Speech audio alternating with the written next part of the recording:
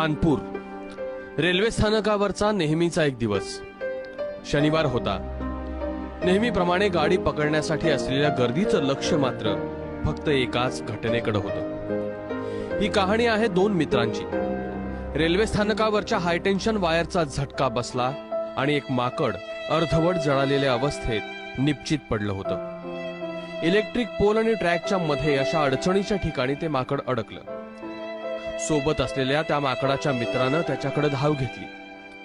माकड तर मेलं म्हणून बघ्यांनी फक्त मोबाईल काढले आणि त्या माकडाची असह्यता आपल्या कॅमेऱ्यात कैद करण्यास सुरुवात केली। एकटाही माणूस पुढे सरसावला नाही। मदतीला कुणीच येत नाही हे पाहून अखेर मरकट मित्रानंच खटाटोप सुरू केले। बेशुद्धावस्थेत पडलेल्या मित्राला प्लॅटफॉर्म आणि इलेक्ट्रिक पोलच्या बेचकीतून वर काढणं त्याला जमत नव्हतं। अनेक वेळा त्याला अपयश आलं, मात्र या मित्रानं धीर सोडला नाही।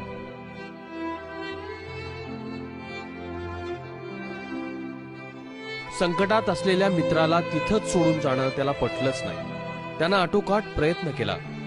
जीव तोडून जोर लावत बेचकीत अडकलेल्या आपल्या मित्राला अखेर त्यानं बाहेर काढलंच। मात्र हा खेळ इथंच संपला नव्हता। निपचित पडलेल्या आपल्या मित्रामध्ये संवेदना नव्हती, शुद्ध नव्हती। आपल्या मित्रामध्ये जीव आणण्यासाठी या माकडानं मग युक्ती लढवली।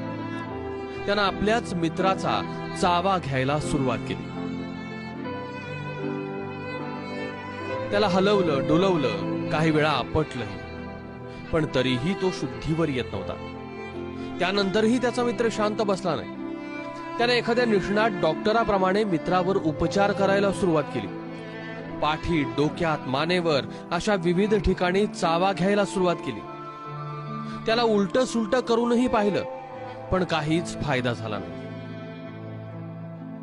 मित्राचा जीव वाचवणाऱ्या माकडाला या 3 आघाड्यांवर लढावं लागत होतं। कारण एकीकडे आपला मित्र मरणाच्या दारात होता, दुसरीकडे बघ्यांनी या माकडाला हुसकवण्यास सुरुवात केली होती, तर तिसरीकडे आजूबाजूने रेल्वे जात होत्या।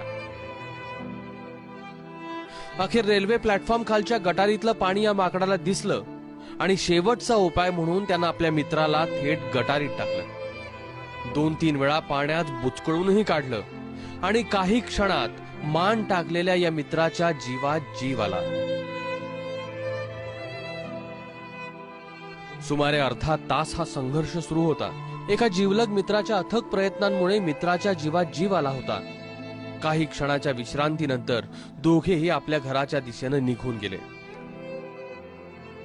प्लॅटफॉर्मवरच्या गर्दीतल्या प्रत्येक मोबाईलमध्ये ही कथा कैद झाली आणि त्याच मोबाईलमध्ये कैद झाली माणसाची निष्ठुरता।